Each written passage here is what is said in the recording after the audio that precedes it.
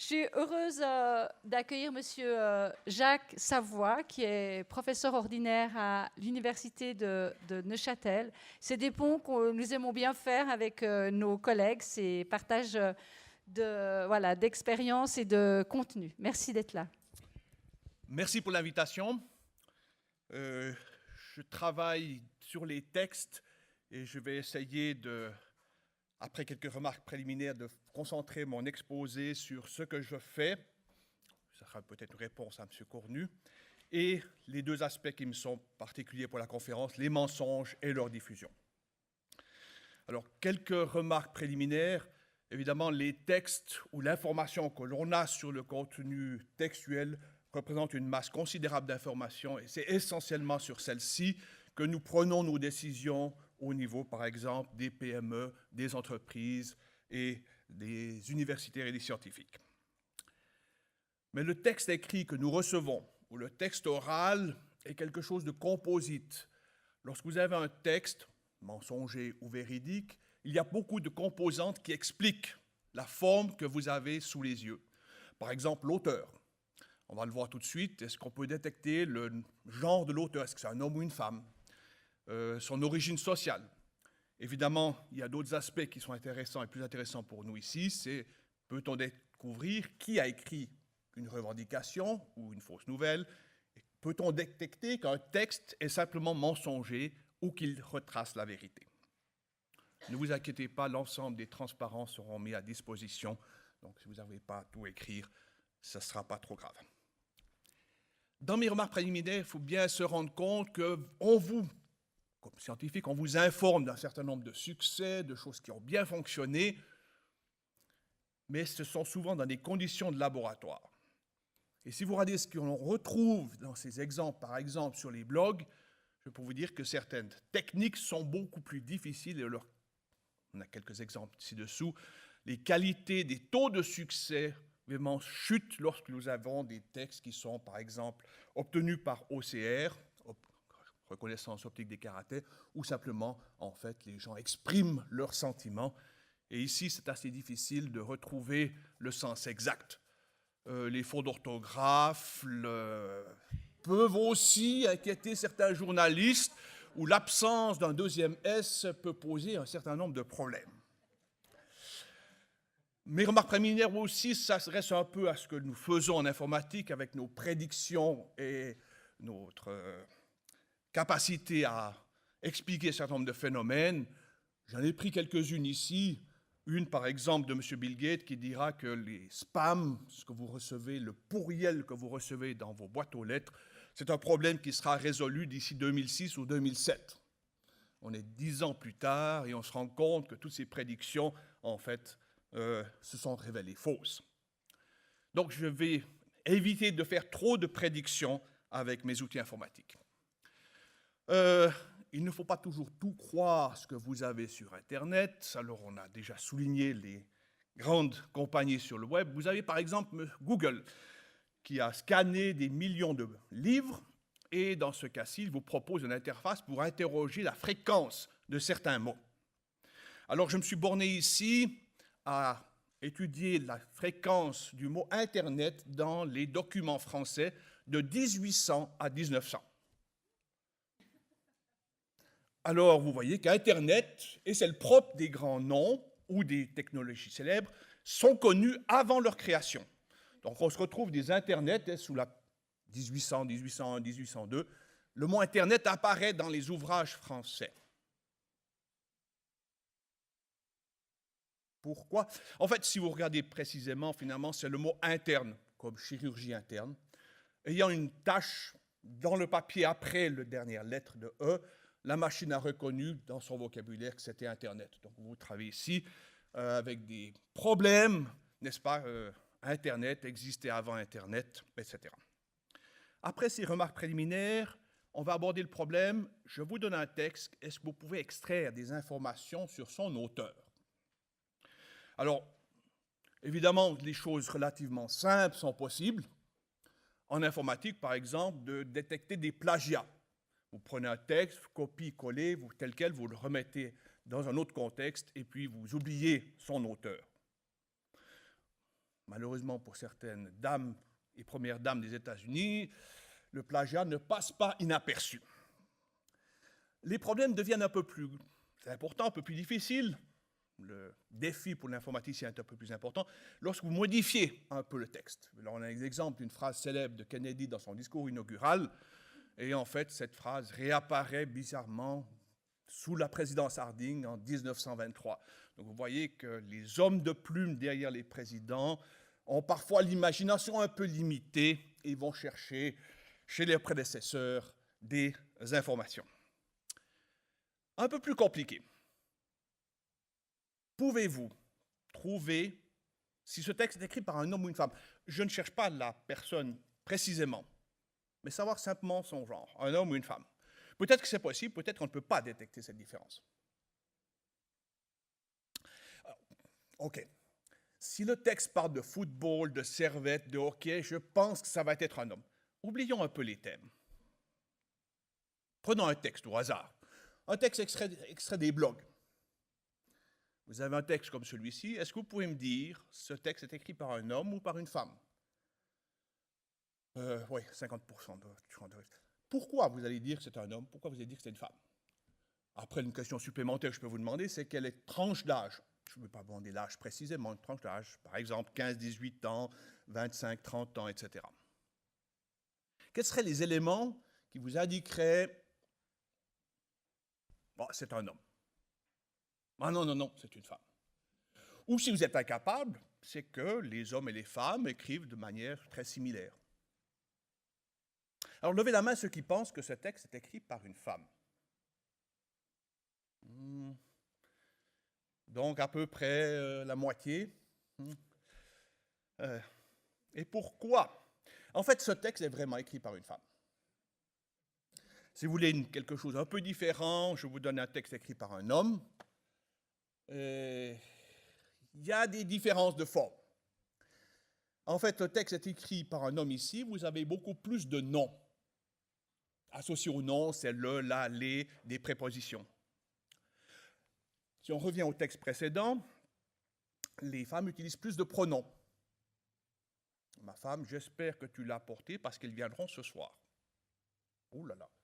Donc vous avez des références pronominales que les hommes vont plutôt dire « J'espère que tu as apporté des commissions parce que ton cousin viendra ce soir. » Beaucoup plus de négation chez les femmes, beaucoup plus, ah oui, pleurer. Beaucoup plus d'émotions dans un texte écrit par une femme. Si vous prenez un peu d'autres quantités, les thèmes ou les choses, donc en bleu les hommes, en rose les femmes, on voit qu'il y a des petites différences. Si vous regardez bien les chiffres qui sont mis sur les deux colonnes, c'est un petit peu plus chez les hommes ou un petit peu plus chez les femmes. Ce n'est pas 0 et 100%. Donc on a un système ici. Est-ce que vous pouvez détecter ces petites différences sur un texte qui permettent de l'attribuer à un genre ou à un autre? Grosso modo, les femmes, plus de pronoms, négation, plus d'émotions, plus de mots cognitifs. Je pense, j'assume, etc. Des mots sociaux, la communauté, la famille, etc. Plus de verbes et quelques autres prépositions. Mais je rappelle que les différences sont relativement faibles. Mais si vous cumulez un certain nombre de ces éléments, vous pourriez trouver si le texte est écrit par un homme ou une femme. Alors, j'ai pris l'exemple des hommes et des femmes. On peut l'appliquer à d'autres cas. Par exemple, qui est l'auteur de ce texte? Actuellement, qui a écrit ces romans connus par Elena Ferrante, l'amie prodigieuse? Si vous voulez vous brûler un peu les doigts, vous allez chercher, est-ce que Molière a vraiment écrit toutes les pièces connues sous le nom de Molière? Est-ce que Shakespeare, etc., etc. Les traits psychologiques, etc., etc. Parfois l'orientation politique dans un texte, on pourrait le découvrir. Mais ce n'est pas vraiment ça qui nous intéresse, les mensonges. Je vous donne un texte, est-ce que vous pouvez me dire si ce texte est mensonger? Bon. Ok, je vais écarter la satire, la moquerie, les canulars, essayer de me concentrer un peu plus large que les fake news sur des textes qui seraient écrits et qui rapporteraient une histoire qui serait fausse ou une histoire qui serait vraie. Oui, mais là, vous avez beaucoup de contexte. Vous avez des choses comme modifier un tout petit peu un élément versus écrire une très longue ou une longue histoire avec un certain nombre de faits imaginaires, un voyage imaginaire que j'aurais fait. Il y a beaucoup de raisons qui expliquerait la présence de mensonges. Et une des applications que mes collègues ont étudiées, ce sont les sites de rencontres. La dernière phrase, c'est que si vous allez sur un site de rencontre, je suis sûr que vous ne direz pas toute la vérité. Hein, vous allez améliorer votre profil. OK. Je vais détecter des mensonges. Plusieurs cas se présentent. L'oralité. La personne en face de vous vous parle. Est-ce que vous pouvez détecter si ce qu'elle dit est la vérité ou le mensonge? Ah oui, j'ai vu beaucoup de séries américaines, ils utilisent des détecteurs de mensonges, c'est infaillible. Hein? Si vous rentrez aux États-Unis maintenant, puis que le douanier doute de votre déclaration, il vous propose de prendre un détecteur de mensonges, vous allez dire, oh, ça c'est 100% sûr. Eh bien non. Si vous regardez les chiffres qui sont notés ici, on ne détecte pas tous les menteurs. Et si vous dites la vérité, on risque de vous détecter comme menteur. Et c'est même une probabilité qui est plus importante. Tout simplement parce que le mensonge ici est lié au stress, au rythme cardiaque, à l'augmentation de votre température. Ça ne marche pas très bien. D'autres personnes, par exemple, utilisent les micro-expressions de votre visage pour détecter si vous faites des mensonges. C'est possible. Les taux de réussite sont de 60-65%, alors que si vous faites simplement un choix aléatoire, 50% sont la base, 50% sont des vérités, 50% sont des mensonges. OK. L'oralité, oui, mais ce n'est pas vraiment ça que j'ai dans les fake news. Ce que j'ai dans les fake news, c'est du texte et des photos ou des vidéos. Alors, les premières études qui ont essayé de détecter des choses qui étaient des mensonges sur les blogs ou sur les tweets disaient non, le texte c'est un peu difficile. Essayons d'analyser des aspects auxiliaires du texte, les photos. Et sur les photos, finalement, on se rend compte que lorsque vous utilisez un logiciel comme Photoshop pour modifier la photo, tous les hommes politiques ou les femmes politiques qui se présentent dans leur campagne électorale vont modifier leur image. Vous avez ici un exemple, et c'est clair que la photo, ici de droite, est photoshopée. Donc on a modifié, embelli le visage.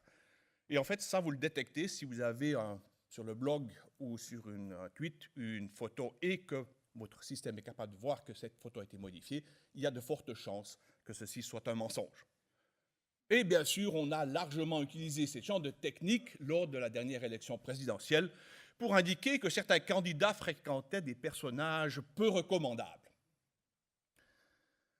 Évidemment, ça va dans les deux sens. Dans du côté républicain, on veut affirmer que le candidat retenu est le meilleur et que les autres n'ont qu'à se ranger, et dans ce cas-ci, c'est M. Bush, à se ranger derrière le candidat choisi par le parti. OK. Oralité, photo, vidéo, mais dans le document lui-même, est-ce qu'on pourrait retrouver des choses? Or, ce n'est pas quelque chose qui est très récent. Hein. On a un exemple ici qui est assez connu dans notre domaine. C'est en fait un écrit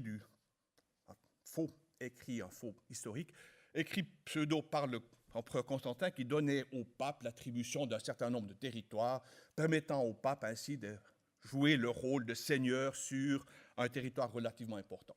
Et en fait, on s'est rendu compte en 1439 que ceci était un faux, écrit au 8e siècle, tout simplement parce que les mots, le vocabulaire, ne pouvaient pas être le vocabulaire du 4e siècle.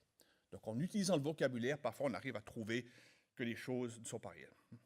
Ça se complique un peu sur Internet, sur les tweets qui sont relativement brefs, et sur les blogs. On a par exemple ici ce tweet écrit quasiment 2 mois après l'arrivée à la Maison-Blanche par le président Trump, évidemment sur quelque chose qui n'a jamais été prouvé, comme quoi l'équipe Obama espionnait M. Trump durant sa campagne électorale. Est-ce qu'on peut détecter dans ce texte lui-même des mensonges? Dans d'autres tweets, c'est peut-être un peu plus simple. J'appellerais ça les contrôles de fait. Et ici, vous avez un tweet, comme j'ai vécu là si longtemps au Canada, je suis un peu sensible, un tweet de M. Trump qui dit que il faudrait peut-être régler, on a un problème avec les Canadiens, et puis les Canadiens, en fait, ils ont une balance commerciale favorable, donc comme les Chinois, comme les Européens, et il faut régler ce problème. Alors, dans le tweet, en fait, si vous regardez, derrière ce tweet, vous avez un fil conducteur. Et dans ce fil conducteur, les gens peuvent intervenir. Et dans ce cas-ci, vous avez 2 personnes qui interviennent, Une qui dit, ben, Monsieur le Président, vous avez signé un rapport économique disant que justement c'était le contraire. On vendait plus aux Canadiens que ce que les Canadiens achètent chez nous. Le deuxième est un peu plus virulent en disant, de toute façon, le président ne sait pas lire, qu'est-ce que vous allez dire? Ce qui se passe, et ce qui est intéressant, dans un tweet, ce que vous voyez souvent, c'est simplement cette partie en haut. C'est ce texte. Mais si la machine regarde le tweet, il y a beaucoup plus d'éléments dans ce tweet. Par exemple, on avait précédemment le fait qu'ici, vous avez les likes, les retweets, etc. Toutes ces informations sont contenues dans ceci. Je connais l'auteur, je connais quand c'est qu'il a créé son compte sur Twitter, etc., etc. Je vais appeler tout ceci des métadonnées. Et puis, est-ce que sur ces métadonnées, on peut faire quelque chose, ou bien est-ce que sur le texte lui-même, on peut faire quelque chose?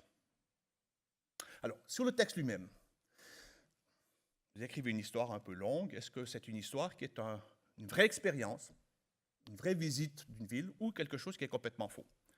Alors, si vous mentez, vous avez ces tendances-ci, comme j'avais avec le genre. L'histoire est relativement plus courte qu'une histoire qui est véridique. Vous allez utiliser des mots courts et des phrases courtes, et vous allez donner beaucoup moins de détails. Vous allez essayer, assez affirmatif, vous n'aurez pas de « oui, mais il semblerait, sauf exception », etc. vont quasiment disparaître. Mais vous faire gober votre mensonge. Donc vous allez mettre un peu plus d'émotion, et certainement vous allez mettre plus de certitude et plus de référence aux autres. Donc un marchand de tapis qui veut vous vendre un séjour dans une station balnéaire aura en fait une histoire courte, certifiée, etc., etc., etc. Alors, une expérience qui a été faite aux États-Unis, c'était la suivante. Comment on pourrait détecter les menteurs? On était à la bibliothèque et on prenait des livres et on mettait un billet de $1. Puis ensuite, on attendait que quelqu'un passe pour prendre ce livre. Et pour 10 minutes, la personne revenait porter ce livre. Et est-ce que le $1 avait disparu ou pas? Alors, lorsque le $1, en fait, n'avait pas disparu, puis qu'on accusait la personne, mais vous avez pris le $1 qui était dans ce livre, la première réponse, c'est le style de réponse de quelqu'un qui dit la vérité. Très direct, non, non, je n'ai pas pris, ce n'était pas mon dollar, je l'ai laissé, je n'ai rien fait. Toutes les autres réponses sont des styles de réponse de quelqu'un qui a pris le $1, l'a mis dans sa poche et rapporte le livre. Moi, voleur? Bon, ouais, peut-être, il y a très longtemps, quand j'étais jeune. Cela m'enfonce beaucoup que vous me traitiez de voleur. Donc, tout ça, ce sont des remarques, en fait, qu'on rend compte. Ils sont beaucoup moins directs. Et là, vous avez des exemples de quelqu'un qui a menti et qui a pris sur $1. On réapplique ça à des hommes politiques et ont un certain nombre de mensonges. Alors, le premier exemple de Kissinger, un menteur, très souvent, il essaye d'éviter. La voix passive est très bien faite pour ceci. Des erreurs ont été commises dans mon administration. Au lieu de dire « j'ai commis des erreurs », non, non, des erreurs ont été commises, ce n'est pas moi. Bill Clinton, hein, il essaye de certifier, d'assurer que c'est la vérité. Il essaye de vous dire que ce qu'il dit, c'est vrai. Mais je vais vous le dire encore une fois, et je le répète, je n'ai pas eu de relation sexuelle avec cette distanciation, avec cette dame, cette Miss Lewinsky. Et puis là, la dernière, c'est un exemple de mensonge aussi d'un sportif qui dit qu'il n'a pas utilisé des stéroïdes, etc., etc. OK. Un peu plus compliqué maintenant. Vous avez ces nouvelles qui sont reliées, par exemple sur CNN, de Dick Cheney, vice-président. De nouveau, ici, on a une espèce de distanciation. Non, non, mais c'est très bien parce que l'Irak a des armes de destruction massive, des armes chimiques, etc., etc. Comme l'a dit le président, c'est quelque chose de très extrêmement dangereux, il faut intervenir. Donc tout ça indique en fait qu'on a une suspicion que le texte qui se trouve ici est en fait un mensonge prononcé par le cas ici, le vice-président. Je m'excuse un petit peu, il y a parfois les journalistes qui mentent. Il y a un petit exemple ici d'un journaliste qui travaillait au New Republic Magazine et qui générait des histoires. Il vient de se faire engager et puis il écrit des articles. Et puis dans les articles, on est très content parce qu'il y a des sujets intéressants. Quand il interviewe des personnes, c'est très coloré, ça fait plaisir à notre audience. Et au bout de quelques temps, on se rend compte en fait que beaucoup de ces articles sont, complètement faux ou largement faux. Donc vous avez quelques chiffres ici. Et en passant ces articles dans les méthodes précédentes, on peut se rendre compte qu'on arrive à détecter. Je répète, on n'est pas capable de détecter 100%. Les meilleurs systèmes, 60-65%, alors que vous avez donné au système 50% de vérité et 50% de mensonge. OK. Vous écrivez un mensonge. Maintenant, il faut le diffuser. Il faut augmenter votre like, votre retweet. Bon. L'écrire dans le journal local, ça ne va pas marcher. Donc, vous allez utiliser les réseaux sociaux. Et quand on sait que les nombreuses personnes vont, vous avez les chiffres ici, chercher des informations, des nouvelles sur les réseaux sociaux, c'est une bonne source. Une bonne source pour vous pour propager vos nouvelles, avec un certain nombre d'avantages, c'est gratuit, rapide, facile à utiliser, etc., etc. Et je ne voulais pas l'intermédiaire. Donc, OK. Allons-y, ouvrons notre compte tweet et lançons nos fausses nouvelles. Pourquoi ça marche? Pourquoi M. Trump réussit à faire passer ces messages? Les chercheurs ont identifié un certain nombre de facteurs explicatifs. Je vais le réinsister, mais c'est important, on préfère des nouvelles brèves. On est dans un monde où tout va très vite, et dans ma dernière partie, vous allez voir que même la linguistique est en train de changer la manière d'écrire nos phrases. Un argument qui a peu été mentionné, c'est ce qu'on appelle l'analphabétisation fonctionnelle. Grosso modo, vous donnez un article complet et long à lire, et vous posez des questions aux personnes. Et vous vous rendez compte que seulement 50-55% des personnes sont capables d'y répondre. Quand j'étais au Canada, on avait fait un exemple. Vous aviez une facture, donnez-moi le 15%. Un horaire de piscine, on vous demandait, est-ce que le mardi à 2 heures, c'est ouvert? Et puis un petit article, vous devez répondre à 2 ou 3 questions sur ce petit article. Beaucoup de personnes étaient incapables de répondre à ces 3 questions. Donc vous êtes aux États-Unis, mais en France ou en Italie aussi, avec des gens qui ne sont pas capables d'écrire, de lire de très très longs articles et de faire les inférences ensuite nécessaires. Évidemment, il y avait plusieurs biais, comme on l'a mentionné dans la première conférence. Je vais prendre mes opinions par rapport à mes amis. Si mes amis sont d'accord, certainement, je vais aussi être d'accord.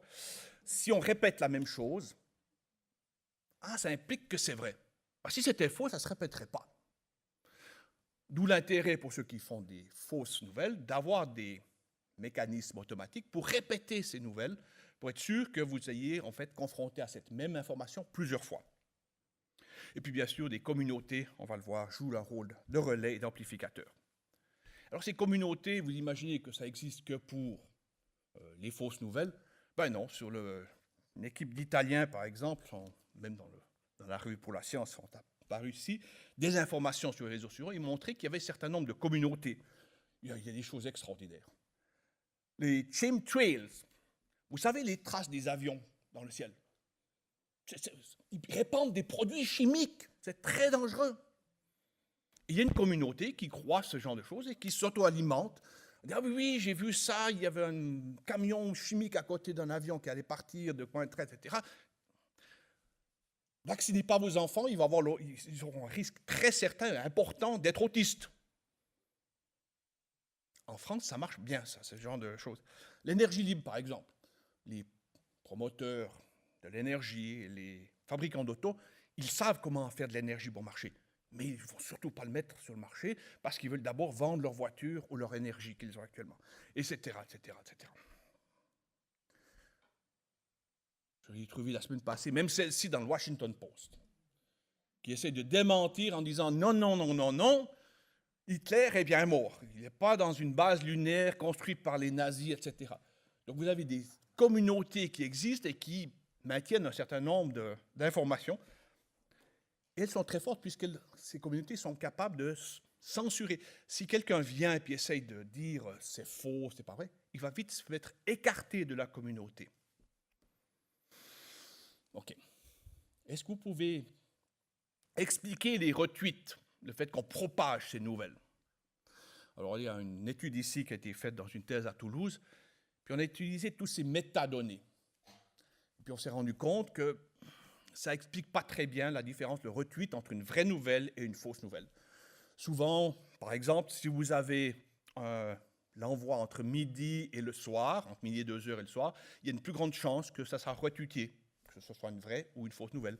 Si vous avez une image, il y a une plus grande chance que vous soyez retweeté. Si vous avez un compte sur Twitter qui est assez ancien, vous avez plus de chances d'être retweeté, etc.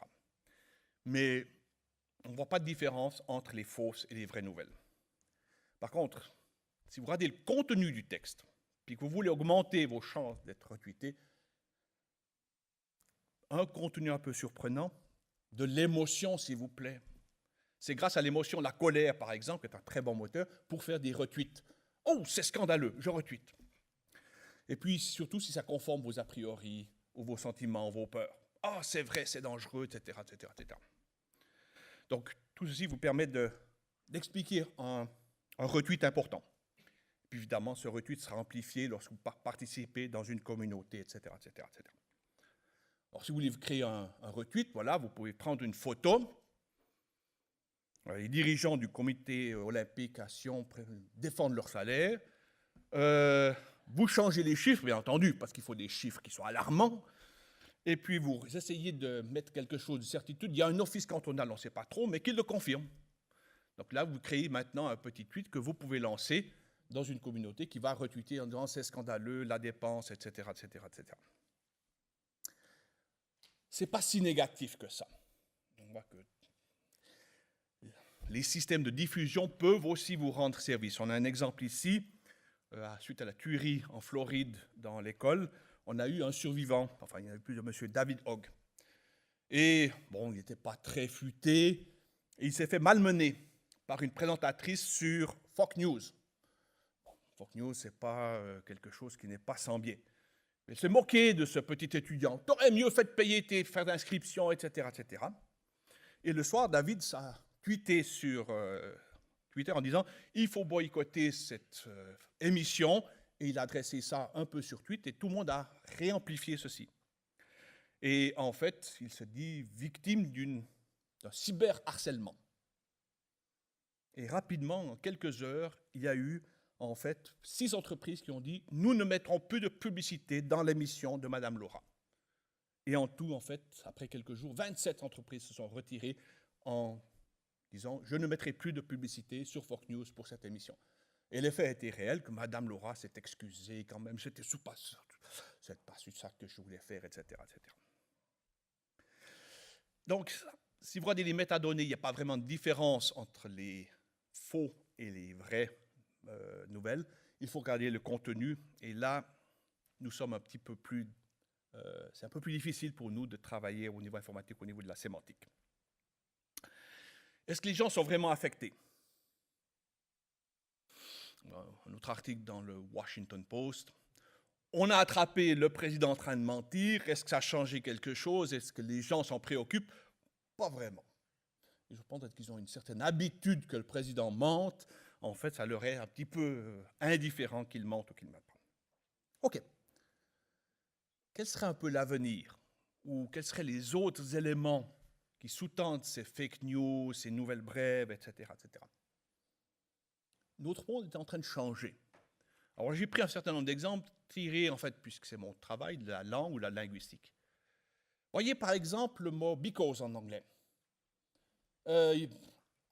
Parce que je dois mettre quelque chose après qui est une explication.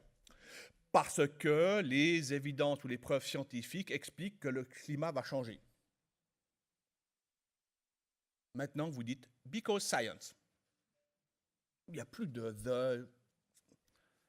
Si vous avez quelque chose qui paraît raisonnable pour vous, mais vous ne voulez pas vraiment l'expliquer, vous dites « because reasons ». J'ai mes propres raisons, je ne tiens pas à les étaler. « Because reasons » ou « because logic ». Et ces mots, en fait, apparaissent non pas seulement dans les tweets, mais aussi dans certains articles de journaux. J'ai pris 2016 comme exemple. Vous avez des nouveaux mots qui apparaissent dans la langue anglaise. Des facticides. Mes enfants utilisent facilement le DRTL. DRTL. Mais papa, didn't read, j'ai pas eu le temps de le lire parce que c'était trop long. Vous avez même des acronymes qui apparaissent ici pour dire en fait que ne faut peut-être pas utiliser des trop longs. Les changements viennent aussi, et ça se produit avant l'élection de M. Trump. Avec un certain nombre de répétitions, vous avez réussi à changer le vocabulaire des journalistes et du monde. Je me souviens, il y a une dizaine d'années, on parlait de global warming, le réchauffement global. On indiquait la tendance, ça se réchauffe. Regardez maintenant, on ne parle plus de global warming. On parle que ça change. On ne sait pas comment, mais ça change.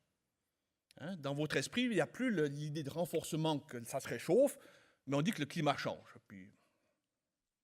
Et puis ce qu'on s'est aussi rendu compte dans cette fabrication de nouvelles, certains partis sont beaucoup plus actifs à utiliser des robots, des bots, pour propager ces nouvelles que d'autres. Évidemment, c'est pour influencer l'opinion et le vote. Mais les hommes au pouvoir ne se limitent pas à simplement répandre de fausses nouvelles. Dès qu'une source, comme le New York Times ou Washington Post, implique qu'il y a beaucoup d'erreurs, la Maison-Blanche rebondit en disant « ils fabriquent des fausses sources, ils viennent chercher des choses à la Maison-Blanche qui ne sont pas vraies, etc. » Donc, on lance un discrédit sur les sources qui sont officielles. Autre exemple de cette idée de simplicité, de parler direct, lorsque je n'ai étudié la campagne électorale entre Trump, Hillary et les différents représentants démocrates et républicains, on s'est dit un des éléments de simplification du langage, c'est la longueur des phrases ou les mots. Et par exemple, ici, on a une très bonne explication venant de Lakoff. Les gens qui utilisent des mots courts, finalement, utilisent un vocabulaire de tous les jours, vous pouvez dire d'un adolescent, et sont très bien compréhensibles. Si vous changez, par exemple, le mot table par fourniture scolaire, ça demande plus de temps de réflexion dans votre esprit pour savoir fourniture scolaire, table, etc. Donc, utilisez des mots brefs. Et si vous regardez ce qui se passe dans l'élection présidentielle, on a quelques chiffres ici. Donc, on a M. Cruz, Bush, Cassidy, qui sont tous des républicains. Près de la fin, vous avez M. Trump et après les deux démocrates. Qu'est-ce que l'on constate? Si vous regardez la longueur des phrases moyennes, M. Trump est à 13,7 mots par phrase. Des phrases très courtes. Regardez, Clinton, 20, Cruz, 19, 17. Ils ont des phrases un peu plus longues. Ça veut dire qu'ils ont peut-être mis, peut-être il semble que, ou bien, exception faite de. Chez M. Trump, on dit exception faite, un mur va régler le problème de l'immigration. Point final. Les mots compliqués, ces mots longs, 18%, et tous les autres sont au-dessus de 20%. Donc on a ici un système de communication qui privilégie des mots très simples et des phrases très courtes. Et la dernière mesure, c'est la variété du vocabulaire ou sa richesse. Plus la valeur est élevée, plus vous avez un vocabulaire qui est riche. Sanders a un vocabulaire qui est très riche. Et Trump est de nouveau le plus bas dans cette mesure. Donc on a ici un président qui va privilégier le style tweet, des phrases très courtes, des mots simples, et puis on répète les choses. En conclusion, oui, il faudra vivre avec Internet, il n'y aura pas de retour en arrière. Comme scientifique, comme informaticien, on peut faire des systèmes, par exemple, qui nous intéressent. Est-ce que c'est un bot qui émet un bot? Est-ce que c'est une machine qui émet ces tweets ou c'est une vraie personne qui les émet? On peut savoir quel est le véritable auteur d'un tweet ou d'une série de tweets. Est-ce que ce tweet est mensonger? Ce sont des domaines de recherche. Et puis, bien sûr, le fact-checking, où on a certainement une information. Le chômage a baissé de 2%. Est-ce que c'est vrai? Est-ce que c'est faux? Dans les communautés, on s'est rendu compte que ce n'était pas des facteurs socio-économiques qui expliquaient la présence de personnes dans les communautés. Vous avez un peu de tous les milieux dans la même communauté. Et le message que j'essaie de faire passer, il ne faut pas rester passif. Il faut faire quelque chose. Je ne sais pas ce qu'il faut faire exactement, mais vous devez intervenir sur les réseaux pour que l'on atténue l'importance de ces nouvelles qui sont fausses. Évidemment, il y a tout un autre aspect qu'on n'a pas abordé, c'est l'aspect commercial, des entreprises qui veulent en fait produire des nouvelles mensongères pour vendre leurs produits. Les sites de rencontres sont aussi un exemple de présence d'éléments en fait qui sont pas tout à fait correspondants à la règle. Et pour ceux qui veulent savoir qui tweet derrière la signature de Real Trump, etc., ce n'est pas toujours M. Trump qui écrit. Vous savez, on a attrapé qui était l'émetteur des tweets apparaissant sur la signature de M. Trump. Voilà. Merci de votre attention. Merci. Merci. On va prendre quelques questions avant de passer à l'intervention suivante. Est-ce que quelqu'un a une question à poser? On a des micros qui se baladent dans la salle. Ou pas? Stéphane, tu veux? Vous n'êtes pas embêté par les féministes pour cette dissociation des genres sur qui écrit, les femmes, les hommes? Est-ce qu'il y a un débat là-dessus ou pas? Bon, il y a un débat littéraire, par exemple. Est-ce que Juliette parle comme une femme face à Roméo? Elena Ferrante a écrit un certain nombre de livres ou de romans qui se vendent très bien. L'amie prodigieuse. Est-ce que c'est une femme qui a écrit ça ou est-ce que c'est un homme? C'est un homme. Mais les littéraires s'intéressent un peu à ce genre. Les entreprises peuvent aussi s'intéresser à ça quand vous avez un courriel qui vient chez vous puis vous plaindre pour quelque chose. Vous pourriez savoir son âge avec une certaine erreur ou le genre de la personne qui vous a émis ce mail, qui vous permettrait peut-être de répondre un peu différemment si c'est une personne âgée ou une personne jeune. Ouais. D'autres questions?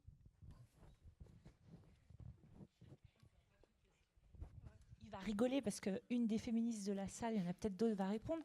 Ce genre de discours, je ne pense pas que ça dérange certaines féministes parce qu'il y a tellement de féminisme que... Voilà, parce qu'on va parler de sociabilisation qui induit une utilisation du langage différent. Et après, on va avoir des analyses plus fines pour savoir est-ce qu'il y a des changements dans ces modes de sociabilisation qui peuvent introduire effectivement chez certaines personnes, chez certaines femmes comme certains hommes, des différences de langage. Voilà. Si on prend le langage épicène, il y a des hommes qui écrivent en langage épicène très bien, et pourtant ce ne sont pas des femmes. Donc je pense qu'il faut faire une analyse plus fine que simplement dire « êtes-vous embêté par les féministes ?» Donc non, et merci pour avoir évoqué le genre. Une autre question? Oui. Épicène, c'est le langage. En plus, maintenant, on dit un autre mot. C'est, comme tu dis, par exemple, tu dis invité, invité, accent aigu, -e, -s, c'est-à-dire de ne pas dire des invités et des invités. C'est ça, c'est de féminiser le langage. Ce qui est très difficile pour les communicants, du reste, parce que, comme toi tu l'es, du reste, et sur les flyers, sur des choses comme ça, et c'est quelque chose d'assez compliqué. Mais je pense que c'est pas... Non. Bon, alors, allez-y, mais le débat n'est pas là, hein, d'accord? On est... Oui. Mais bon. Langage épicène, ça veut dire... en gros neutre du point de vue du genre, donc c'est pas féminisé, mais c'est enlever la dimension du genre de langage. Donc on essaye d'abord de trouver un terme générique, au lieu de dire les lecteurs, on va dire le lectorat, et si on n'y arrive pas, on met des points médians S, mais c'est en aucun cas féminisé. Parce qu'à ce moment-là, il faudrait parler de démasculinisation plutôt, puisque, voilà. Mais c'est pas féminisé. Je vous prie de m'excuser pour ce raccourci. Et merci de la précision. Et est-ce qu'il y a encore d'autres questions? Non. Donc, de toute façon, on aura le temps d'y revenir plus tard à la table ronde.